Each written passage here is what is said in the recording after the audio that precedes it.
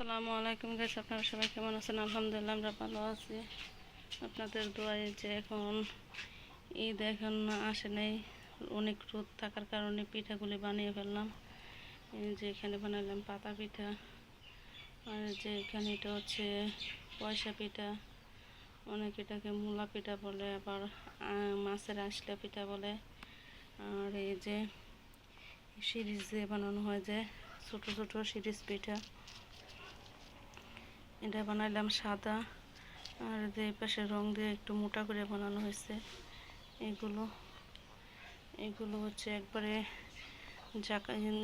ঝিকমিক পিঠা বলে, ঝিকমিক পিঠার মতন একবারে ছোট চিকন করে বানানো হয়েছে, আর এগুলো একটু মোটা মোটা করে বানানো হয়েছে।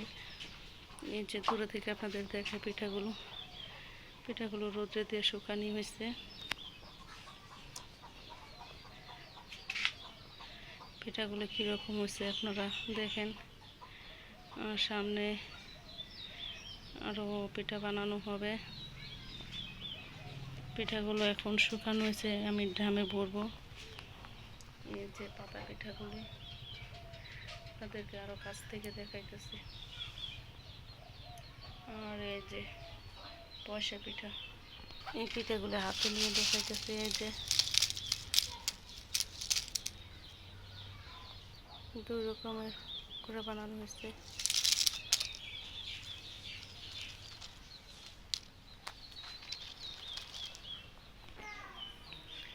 পিঠাগুলো দেখতে কত সুন্দর হয়েছে। তো সবাই ভালো থাকবেন, আমার জন্য দোয়া করবেন, আমার বাচ্চা ছেলের জন্য দোয়া করবেন।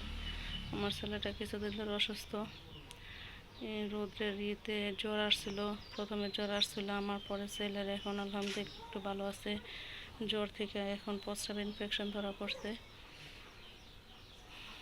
তো যারা যারা আমার চ্যানেলটাকে এখনও সাবস্ক্রাইব করে নাই, প্লিজ দয়া করে সবাই একটা সাবস্ক্রাইব করে দিবেন, আর একটা শেয়ার আর একটা কমেন্ট করে দিবেন। সবাই ভালো থাকবেন, সুস্থ থাকবেন। আল্লাহ হাফেজ।